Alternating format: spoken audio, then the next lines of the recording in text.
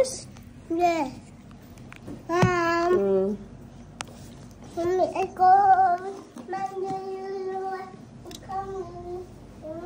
Which one? You will come with me. You stay in the car as I check Calby's school, okay? Alright? We need to see if Calby's school is good for him, if he likes it, right? Even I can play toys there. Next time. Today we're just gonna see it. When we're done seeing it, I'll take you to Lola. Yay! Put your backpack on. Wait lang, wait lang, wait lang. Good. I leave my backpack in the car. You can carry your backpack so if you see your friends, you can say hello and they can see you're ready to go to school. Auntie staying home. Ready? Go. Hello, Auntie. What do you say? Bye. Bye, Auntie. Have a good day at home. Ready? Bye. Bye, Auntie. Bye. I will open this one. Okay. Ready? And okay. Tell Auntie. Bye, Auntie.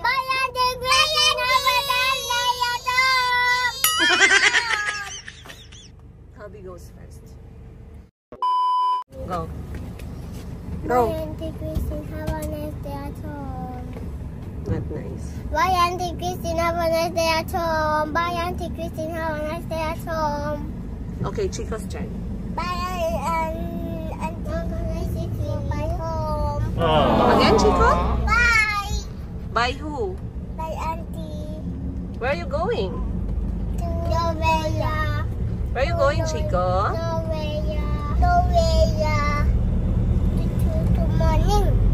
Yes, morning. Morning. Where are you going, Calby? Morning. Properly, where are you going? To my school. Where? Only Chico will go then. Chico, where are you going? To Lola! Lola. My what that? Which one? Wow. Wow.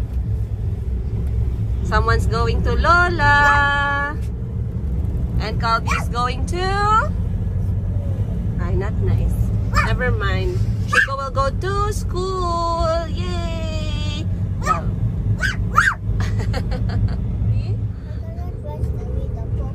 Yes, but if you stand up, it's not safe. And you're going to wear your school uniform. Not so.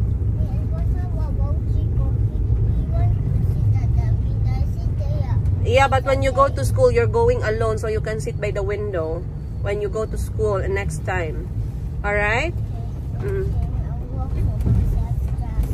You will what? You will walk to school.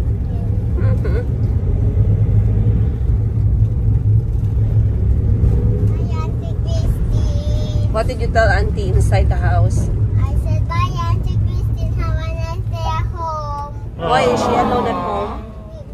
Because she wants to go to Lola. So Auntie now is left alone, yeah? And you want to be left alone? Or where are you going right now? The school time. What are you going to do in the school? Just check. Just check. I meet my friends, show my friends my school book. Okay, let's check your school. Look, my friend. Good morning, everyone. Ginasunod ako ni Chico. Maayong buntag! Uganda. Jensen! Yes, we are now in Jensen. Time check natin, mag-alas 8 pa lang ng umaga. At kasama ko ang lahat ng mga kulot. Let's see who is present right now. Mayumi? Present! Calby? Present. Chico? Present. Oh.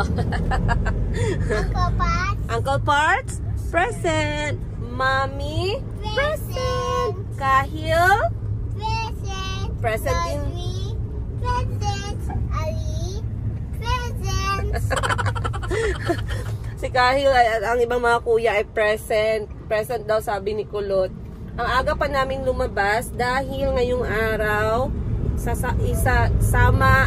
isasama tayo ni Kulot ni Calby sa pag-check ng kanyang prospect na paaralan. Tingnan natin kung magustuhan ni Kulot itong kanyang pinakaunang prospect. Siyempre dapat maaga tayo para matapos agad at ako'y makapag trabaho. sobrang excited na pala ni Kulot mag-start ng school. Ilang beses na siya nag-remind sa akin dahil sa Uganda, nag-aaral na talaga si Kulot ng around 1 taon na. He started going to school when he was 3 until bago siya nag 4 years old. So, sobrang nag-enjoy siya doon sa eskwelahan niyang yun sa Uganda. Enjoy niya yung mga teachers niya. Ang bilis niyang matuto. Marunong na siyang magsulat ng letters. But then, we had to stop. Kasi nga, nag-prepare na kami sa aming pagbabalik dito sa Pilipinas. Pero ngayon na medyo kalmado na and we have at least arranged yung mga magiging transition namin very soon sa paglilipat ng bahay at everything. Pwede ko nang asikasuhin dahan-dahan yung paaralan ni Kulot. Oh no, not that one. So titingnan natin yung school niya and then we shall see if pagustuhan kaya ni Calby. At pag nagustuhan niya, edi goods to go. Huwag na nating pahirapan pa. Huwag na tayo masyadong choosy, guys. Tara, let's go. 1 eternity later. Akala ko nga din pala, pwede ko nang i-enroll si Chico kasi normally sa Uganda tinatanggap na doon yung 2 years old. Pero dito pala, hindi pa. Ang narinig ko sa teacher is around 3 years old and above. So ngayon pa nakapasok si Kulot, baka nasa kinder 1 siya. So, we'll see. Anyway, ang start ng klase ay sa August pa naman. Pero nagkakaroon kasi ng early enrollment. And, yeah, mas maaga, mas mabuti. Matapos natin agad. Kinder egg? I said Kinder 1, not Kinder egg. It's chocolate. Right? For you, you're just thinking about food. I'm not thinking about food. I was saying, did you say Kinder egg or Kinder 1. Kinder 1? Kindergarten 1. Kindergarten 1. That's the same than my school. Yes. In Uganda? Yes. Yes. You're also kindergarten 1? Okay. I'm in baby school, but at first I need to Mommy, when we are there, can you please go with me to my teacher and ask my teacher if I can change another school because as we are not baby. Okay, I'll send her a message. But it's too far away. I know. I'll send her a message by email. Is that okay? Yeah. Okay.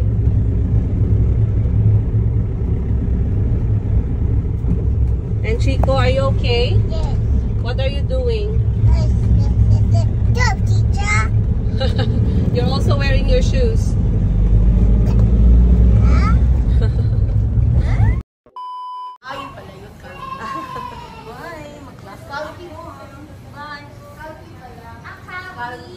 Yes.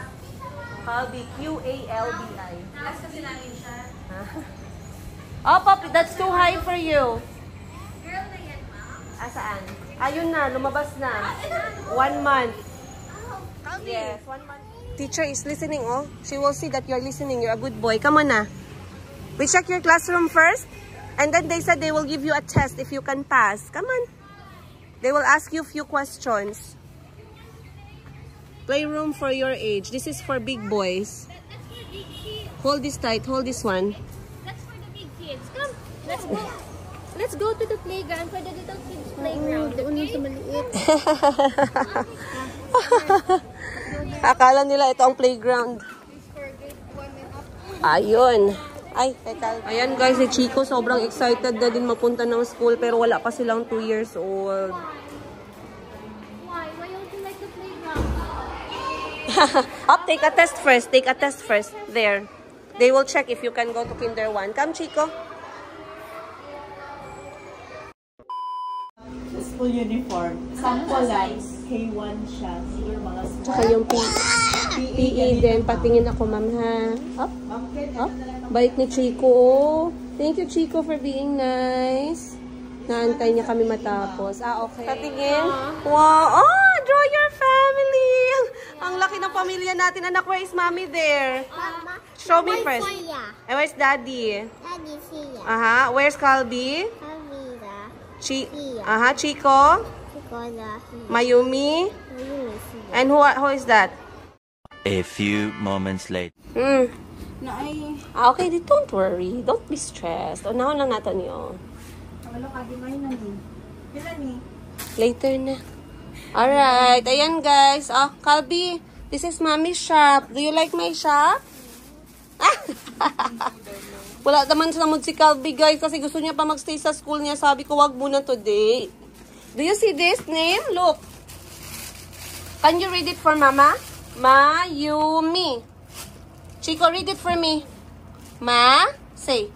Mayumi. Wow! Very good, Chico. Say hi to Tita Jocel. Hey, bless Tita Jocel. Eh. Wow, good boy. Bisag wala sa mood, nag-bless. Okay. So, time to work na tayo dahil ayan si Mayumi, tulog, borlog ang lola nyo. Siya yung napagod sa lakad ko ngayong araw. Pero time check natin, alas 9 pa lang. Outfitan of this day. Tomorrow. Alright, mag-start na tayo mag-love selling. Sana all nagla-love selling. Let's go na. Chico, go inside. Puzzle, which one has holes? Holes. Yes.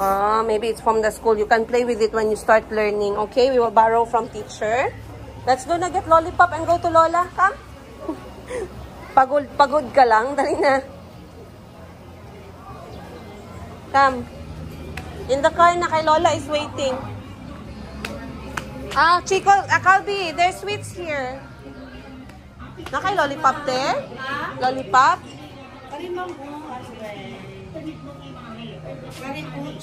Wala. Waiting for you. Ay, ako ang... okay. Your book, Bobby, you put in your bag. Alright, kiss na Mama. Kiss Mama. One more. Yeah, I'm going to work. You're going to work at your shop? Yes, for you, you're going to work at Lola's shop. Bye-bye. Love you. Bye. Bye. Okay. Sit properly, Okay, guys. Hay, naku, salamat naman. Tapos na kaming mag-live selling ng ating batch 1. Ang dami na nating naibenta dahil sobrang gaganda naman talaga, guys. So, ang binibenta ko ngayon ay nag-add ako ng ating collection sa Mayumi Thailand Closet ng Vietnam Maxi Dresses, Vietnam Maxi Split Dresses. Yung split, meron siyang nahiwala yung palda niya sa top. And meron din akong Vietnam Co-ords Split. Ayun. Katulad ng suot ni Jocel right now. Kasya po tayo. Co-ords Split siya. Ang ganda nito. Ayan, nakasplit siya. Ayan, ang ganda. Ang grabe naman yung bobecels natin dyan. Nung umulan ng bobecels, umagang-umaga ka nagising. Ayan. Ang ganda. So, ngayon, etong ating mga maxi dresses natin has padded bra na siya. So, hindi nyo na kailangang mag-bra. Stretchable yung sleeve and kasya tayo hanggang XL, kasi sinukat na po ni Miss Jocel to, at XL si Miss Jocel. Ang iba merong zipper, ang iba walang zipper.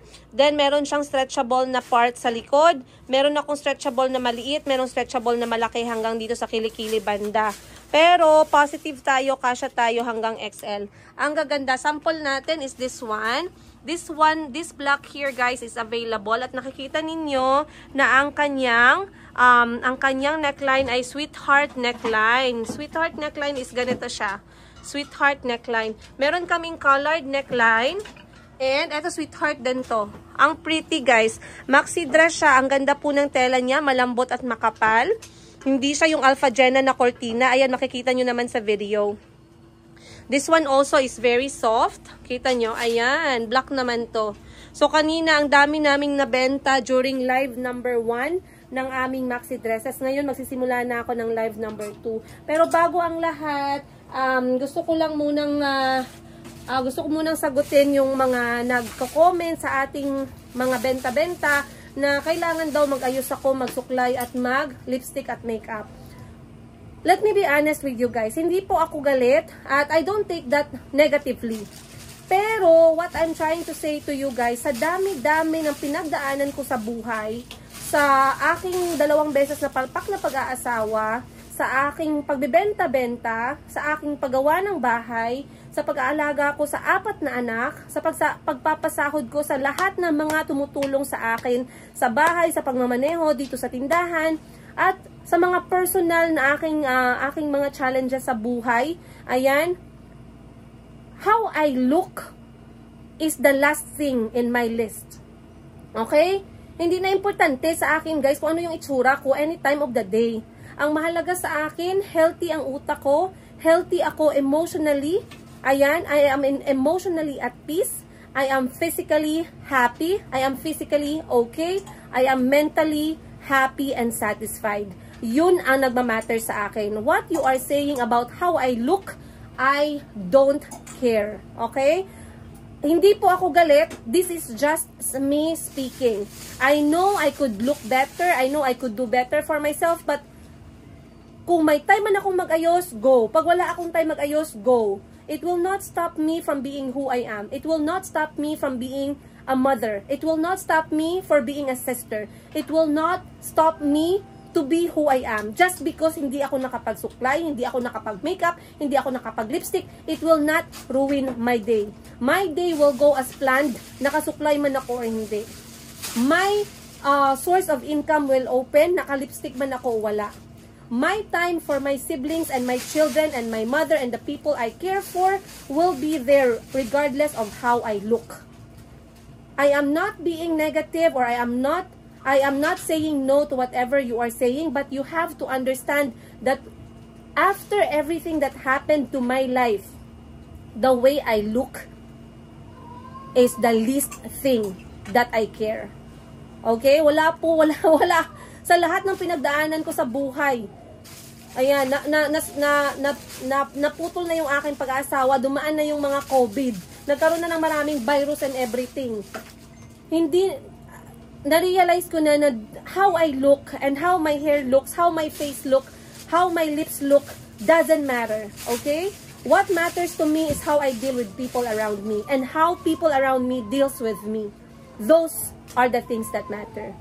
Ayun lang, guys. Like, once again, hindi po ako galit. Ako nag-explain lang. Sabi ko nga sa inyo, kaming mga vlogger ay hindi naman kami manhid. Hindi po kami santo. Minsan kailangan din namin i-voice out yung nararamdaman namin at yung iniisip namin. So, yun ang iniisip ko. Ayan. So, kaya nakita nyo, hindi man maganda or hindi man ako nakaayos sa tingin ninyo, for me, this is okay. For me, I am happy with it. And right now, magpapatuloy na po ako sa aking pagbebenta-benta ngayon dahil kailangan natin ng pambayad ng bayarin. Guys, katapusan na naman. Hindi pwedeng mag-excuse tayo sa mga tumutulong sa atin na wala akong pasahod sa iyo. Hindi pwede magtawag ako sa Sokoteko to na, sir, wala po akong pambayad sa kuryente, huwag niyo akong putulan. Hindi pwede. Hindi pwede na sabihin ko dito sa aking internet wifi, huwag niyo i-off yung wifi ko kasi wala akong pambayad. Wala tayong excuses sa mga bills. Hindi mag-aantay hindi mag-aantay si Judith tsaka si Bill Gates sa ating mga bayarin. Ayun. So once again, you guys, maraming salamat sa pagsusuporta nyo sa akin. Of course, this is a special shout out to you who completely and seriously and still chose to watch and i-witness yung bahay ko. I-witness yung buhay ko. Araw-araw na gumigising ako para sa mga anak ko. Maraming salamat sa genuine love ninyo, genuine support ninyo sa akin. Simula noong una na may asawa pa ako hanggang ngayon na single na ako. Single nanay ng 4 na napaka-cute na kulot. Once again, this is your Princess Yiga, tindera sa Africa, nag-iisang may-ari ng Mayumi Thailand Closet, a single mom of 4 very cute African-Filipino kids. Yun lang. Alright guys, let's do this dahil magla-live number 2 na ako.